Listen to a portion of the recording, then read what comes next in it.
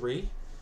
In this section, which covers materials starting September 14th, we're going to look at export supply, import demand curves, and how their intersection pins down the terms of trade in the Ricardian model.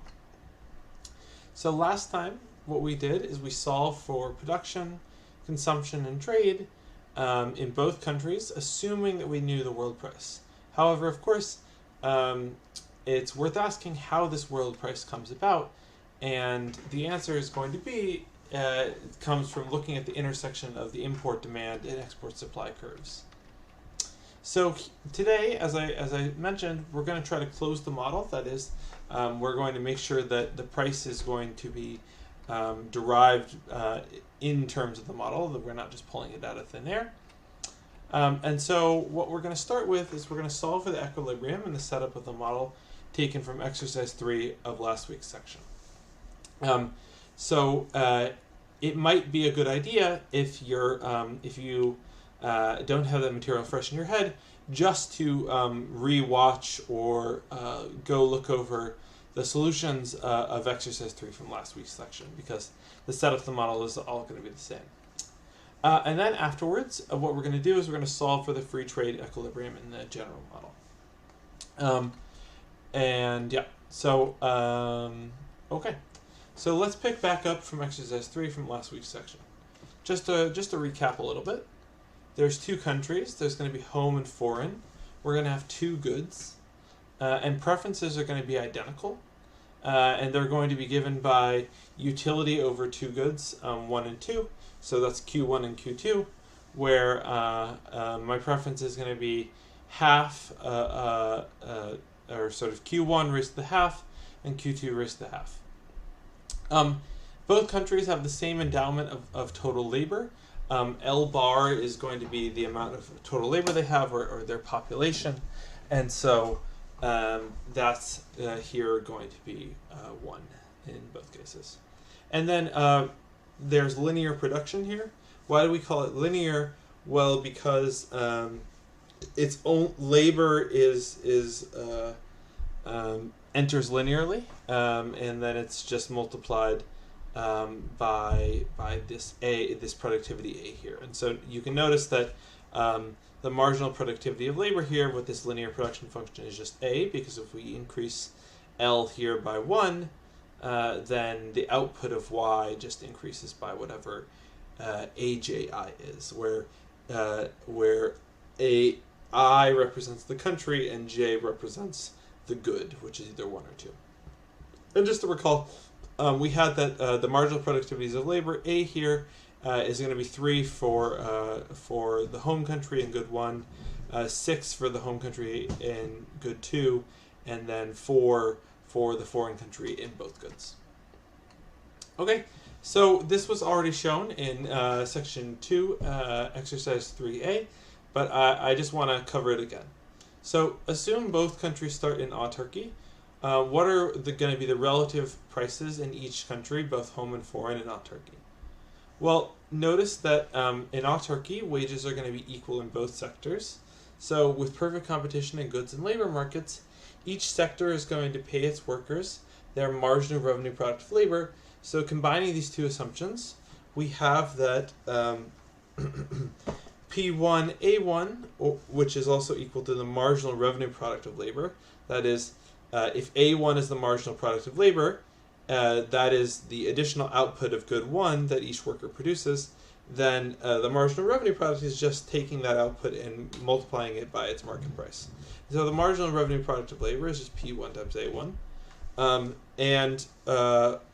Factors with perfect competitions in labor markets, factors must be paid exactly their marginal revenue product of labor. So that's where the middle equality comes from. And then the second just comes from that we must have wages in both sectors.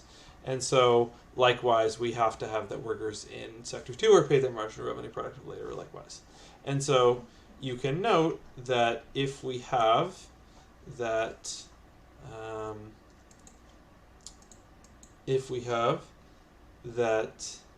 P1 times A1 is equal to the marginal revenue product of labor, good 1, which is equal to W, which is equal to the marginal revenue product of good 2, which is equal to P2 times A2.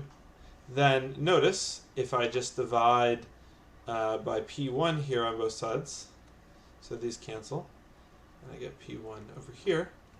And then if I just divide by A2, similar on both sides, so these cancel, then recall that I get that P2 over P1 is equal to A1 over A2. And so in the case of home, this recall that this is A1 is 3, A2 is 6, so this is equal to a half. If I want to do the same for foreign, recall that P2 over P1 is equal to A1 in foreign over A2 in foreign, and so this gives me 4 over 4, which is just equal to 1. Okay, so let's go back to the document. Okay, and so thus we get that in autarky we have, oops, maybe that didn't work. Oh, no, that worked fine. Okay. Okay, so then moving on, I'm going to skip one exercise, but I'm just going to go to 3C. Suppose the countries open the trade. According to their comparative advantage, which country is going to tend to specialize in which good? Well, note that we have that we can note here that the relative autarky price of good 2 in home is relatively cheaper, so we might expect that home is going to tend to have a comparative advantage in good 2, and likewise foreign is going to have a comparative advantage in good 1. And so the slides are saying that. And so suppose that we have full specialization. That's going to mean that the country is not going to produce any of the good in which it does not have a comparative advantage in. For the home country, that's good 1. For the foreign country, that's good 2. And thus, they're going to produce none of those goods. Okay? So now, given that we know that our home country is going to produce nothing of good 1, and our foreign country is going to produce nothing of good 2, we can quickly express their nominal GDP as a function of the prices of good 2 and good 1. So recall that under full specialization, this is just the result from last time, we had that y1 and y2 star are both equal to 0. So let's start by writing the income for the home country. Well, the income is just going to be given by the prices times the amount they produce of each good. In the case of home here, they're only going to produce good 2, so we're just going to be left with P2 times Y2. And then all I can do is to plug in for Y2. I can just go back to noting that I have linear production, and so Y is equal to A times L. And so here I can just plug in Y2 for A2 times L bar. Why can I plug in for L bar, not just the amount of labor used in 2? Well, notice that if I have no production of Y1 in home, then I must be using no labor in home. And remember that we have full employment in these models, and so that means all of the workers need to be working in industry 2. So in other words, what we can say is we can just say, I'm just going to see if I can clear this.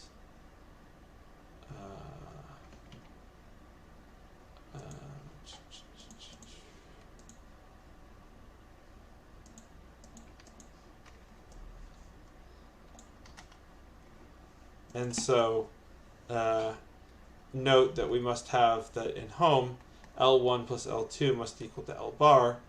Well, if Y1 is equal to A1 times L1, and we know that Y1 is equal to 0, and we know that this is equal to 3, then that implies that L1 must be 0. Plugging this in up here, if this is 0, then that implies that L2 is equal to L bar. Okay, so therefore that's how you see that. And so then just plugging in for A2, A2 is 6 and L bar is 1, so we end up that the home country's income is just given by 6P2. Likewise, we can do the same for foreign. They only produce good 1, so it's going to boil down to P1 times W1 star, and so that's just then W1 star is just equal to A1 times the full amount of labor in foreign, and so A1 star for foreign is 4, L bar star for foreign is 1, and so they have an income of 4P1. Okay, so therefore we figured out how to show that home and foreign's incomes sort of reduced down to a simpler form when we already know what they're producing. Okay, so that's the recap of exercise 3 from section 2 that I wanted to do. So now let's move to deriving the export supply and import demand curves for the relevant goods. As I sort of noted, these curves are going to pin down the world relative price under world trade. And so what we're going to start by focusing on is we're going to focus on sector 2 of home with trade. And so for matters of income of each country, it's going to be sufficient for the entire exercise to assume that both countries are going to completely specialize, i.e. y1 is equal to y2 star equal to 0 as before. In other words, what I'm saying is we can use these income under full specialization from before for the entire exercise, and that will be enough to let us derive what the export supply and import demand curves are going to look like in sector 2. And so in this exercise, what we're going to do is we're going to consider different potential world relative prices, and to start we're going to ask what home's exports would look like in each of these cases. And so eventually what we're going to do is we're going to try to draw out the export supply and import demand curves. Sorry, that's a typo, I should say import demand. And their intersection is going to allow us to pin down the world price. So as I said, let's first focus on the home's export supply of good 2.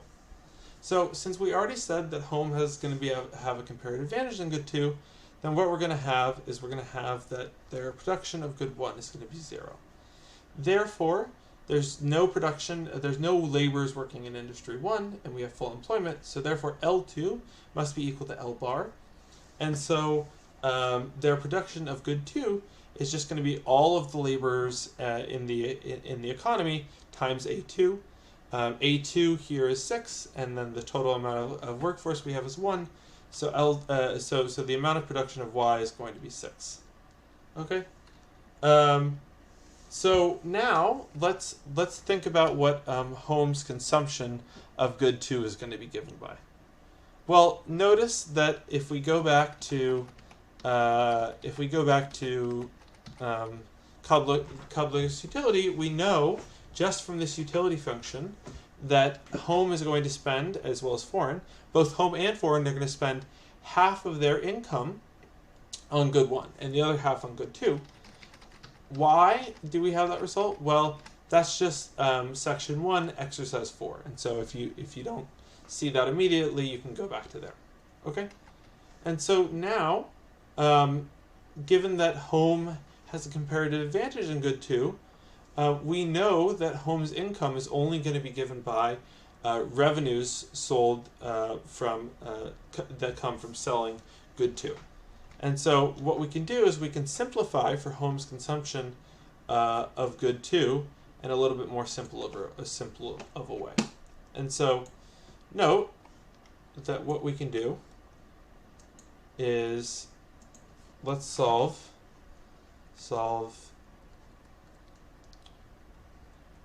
for home's consumption of good 2. Okay, so note that I have, with Cobb-Douglas preferences, I have that the total amount of expenditures that they spend on good 2 is just going to be given by half of their income. Okay? But as we've said, their income here is just equal to the revenues that come from selling good 2. So now all I'm going to do is I'm just going to plug this in here into here. And so what is this going to become? It's going to become half P2 times Y2. So now, bringing down the P2 times Q2, then what I have here is you can note that if I just divide P2 on both sides, what I'm left with is I'm left with the result that Q2, or consumption of good 2, so this is consumption, and this is home's consumption,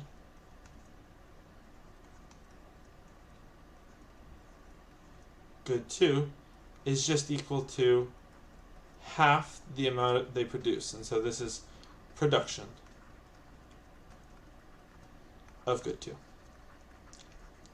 And this is a general result. We're going to find that with Cobb-Douglas preferences, a country's consumption of the good that it chooses to specialize in is always going to be constant.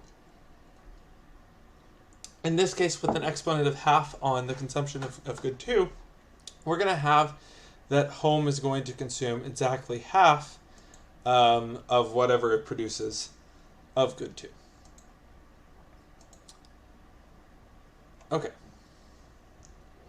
So now what we're going to do is we're going to derive what home's export supply of good 2 would be under a variety of different relative prices.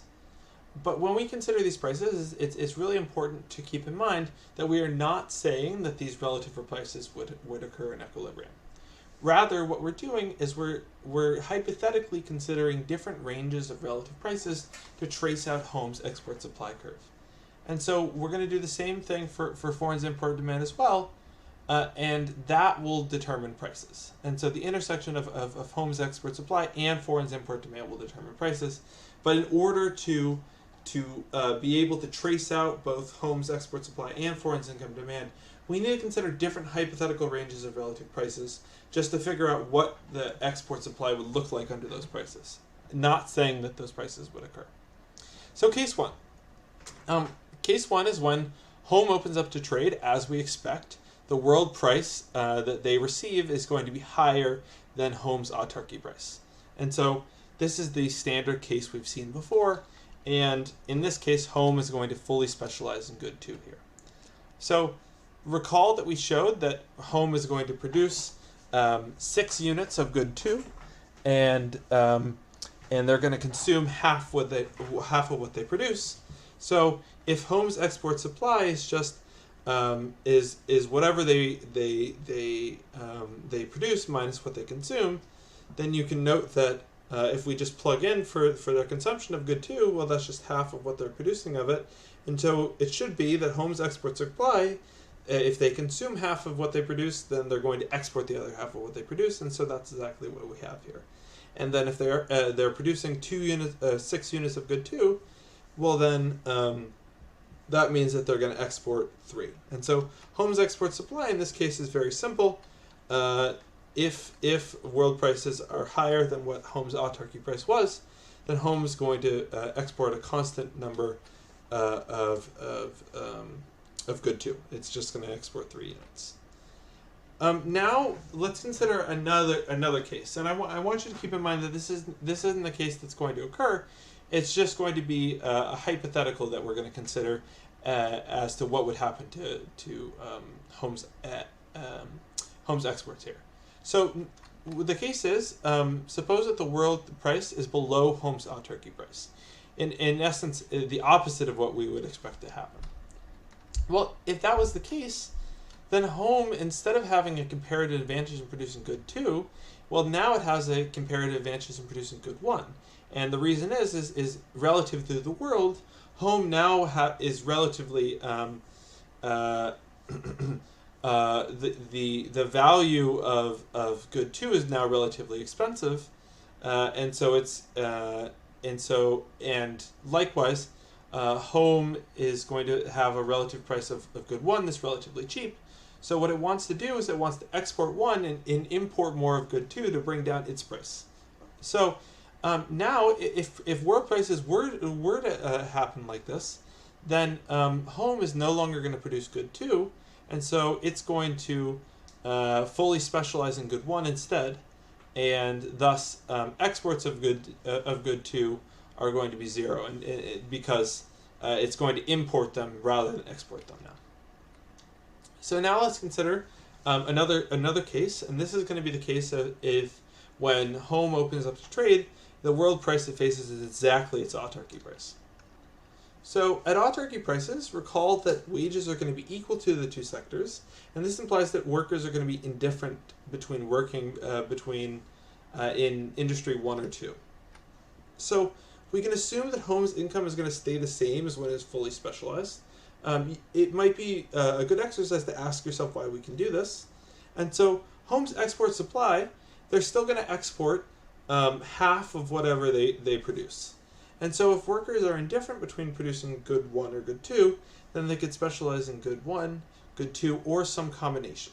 So what this means is that they could produce the same amount as what they're producing in case 1.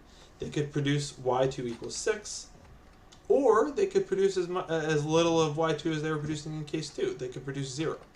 And so what this is going to mean is that if workers are indifferent, then they could either all work in industry 1 or in industry 2. And what that means is that, or in any combination therein. And so that's going to imply that y2 is going to fall somewhere in the range between 0 and 6. If, again, recall that they export half of what they produce, and so if the amount that they produce falls in the range between 0 and 6, then the amount they're going to export is just going to be half that. It's going to fall in the range between 0 and 3. Or, in other words, home is going to export some amount that's going to bridge the gap between what we see they export in case 1 or in case 2. Okay, so all of those cases spell out enough so that we can trace out home's export supply. But before we go ahead and graph that, let's now focus on foreign's import demand for good 2. So foreign has a comparative advantage in 1. So notice that its production of y1 is going to be equal to 4, and y2 is going to be equal to 0.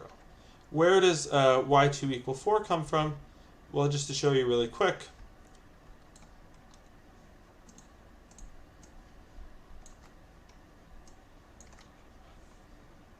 well, recall that y1, well, actually, let's say, recall that, sorry.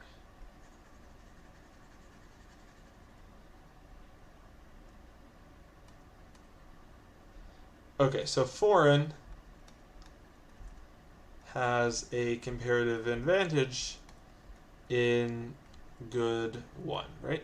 And so what that's going to mean, well, that's going to imply that the amount they produce of good 2 is going to be 0. And likewise, it's going to imply that the amount of laborers who work in good 2 is going to be 0. Okay? Because we have full employment, that means that L1 in foreign, sorry, and let me put stars here to make sure that we're denoting that everything is foreign here. That means that L1 is just going to be equal to the total labor force in foreign, which is just equal to 1.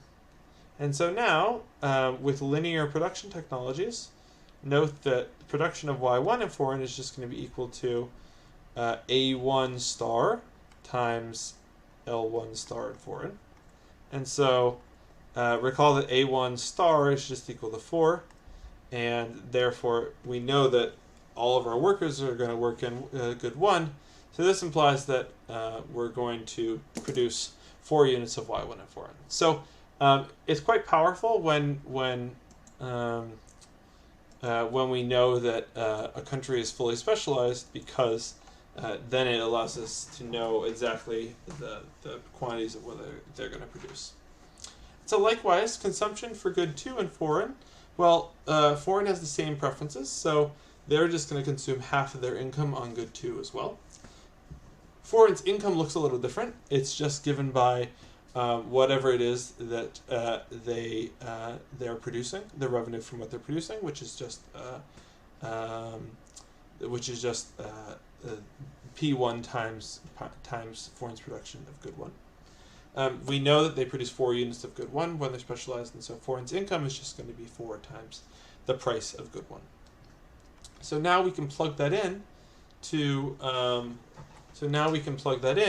to their income. And so let's do this out here.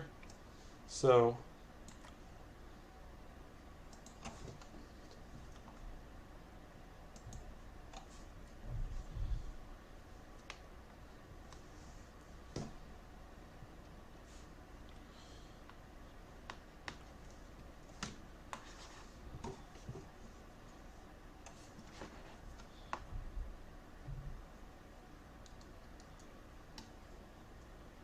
okay, foreign consumption of good 2. Well, recall, foreign is just going to consume half its income on good 2, just like home. But foreign income is given by 4 times P1. Okay, and so let's plug this in here. What it'll give us, it'll give us P2 times Q2 star has to be equal to half times 4P1, okay, or just 2P1. So this gives us, if we divide on both sides by P2, that foreign's consumption of good 2 is just going to be given by 2 times P1 over P2. Okay? What is then, let's say, what is foreign import demand going to be? What is, how much is foreign then going to import? Well, foreign import demand is just going to be, I'm going to call this M2 star. Well, that's just going to be whatever they consume minus what they produce. But notice here that Y2 star is 0, Y1 star is 4, and so note that they're not going to consume or produce any of good 2 locally since they're fully specialized. And so foreign's import demand is just going to be equal to whatever foreign wants to consume. So in this case here, I'm going to rewrite this a little bit. I'm just going to write it as 2P2 over P1 inverse, which is the same as writing 2P1 over P2. Okay? So that is foreign's import demand.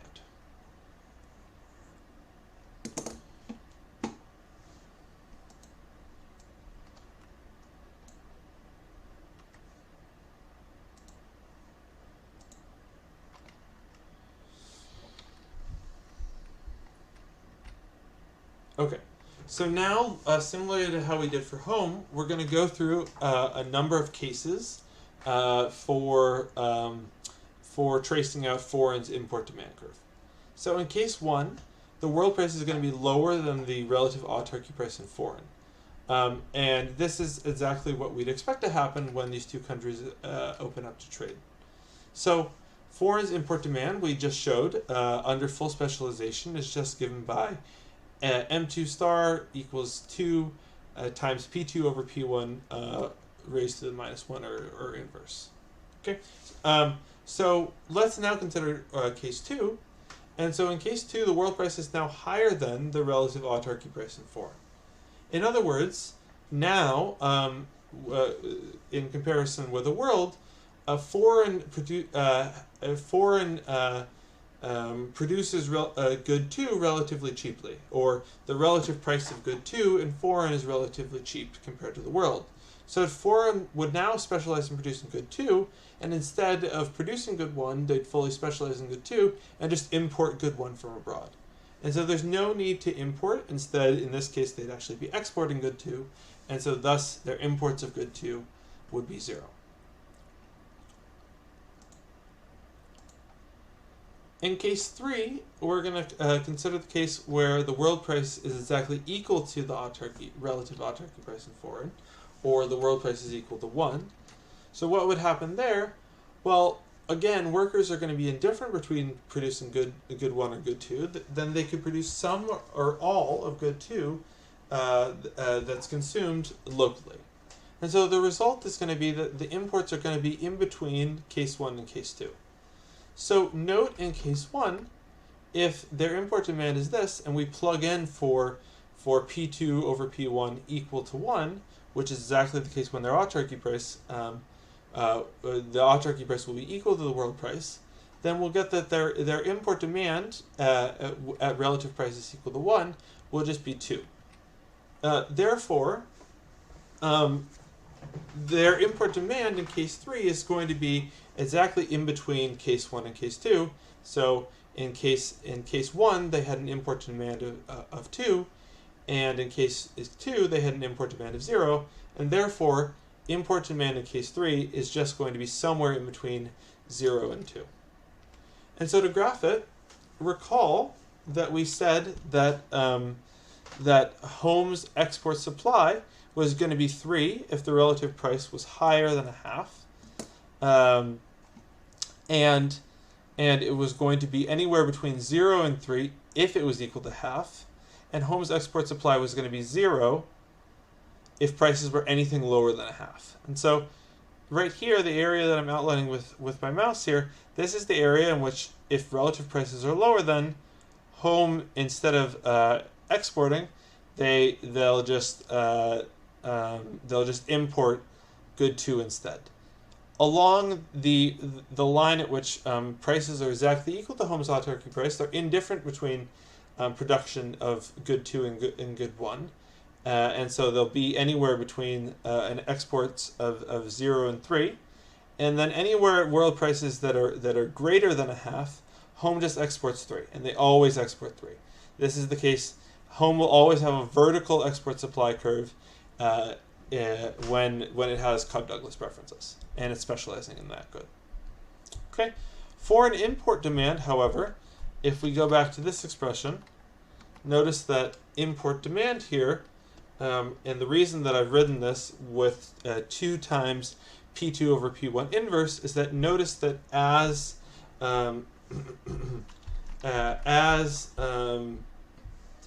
P2 over P1 gets smaller, then we want to have the foreign import demand gets larger, and so that's why I wrote that here with an inverse. And so note that if prices are equal to exactly foreign's autarky price, it's indifferent between importing between 0 and 2 units of the good. If world prices are anything higher than 1, it won't want to import at all. Instead, it will want to export good 2. And then along this part of the graph, where world prices are strictly less than 1, foreign's import demand is just given by this expression here. And so if you plot that out, that'll be what this looks like. And so as we've already drawn, the intersection of Home's Home's export supply and foreign import demand is going to determine prices. And so in this case, the relative price that just graphically that's going to hold is going to be P2 over P1 equals the 2/3. The intersection will also pin down the level of exports and imports, they're the same thing, of good 2 as well. How do we do this numerically? Well, notice that what we need to do is we need to look for where these curves intersect, and then just read out what the price implied by that is. And so, you can note that if, for instance, if curves intersect where the world price Pu2 over P1 is greater than 1/2 and less than 1, which we can sort of confirm visually that they do, then then prices will be given by well, they're given by Home's Home's export demand of good 2, or sorry, export supply of good 2. Oh, I wanted to do that differently.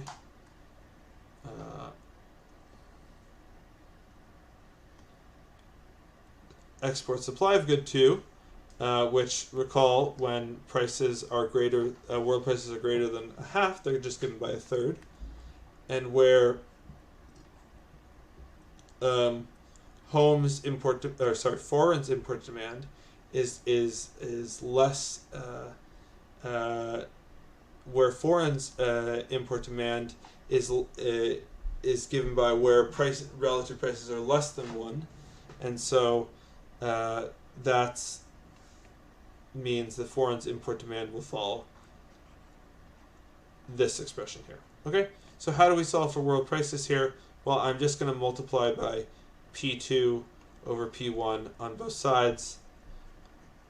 That'll give me P2 times P1 times 3 equals 2. Just going to divide by 3 on both sides. And what I'll get is I'll get my desired answer that P2 over P1 in equilibrium is just going to be equal to 2/3. Okay? And so there is our answer. Cool.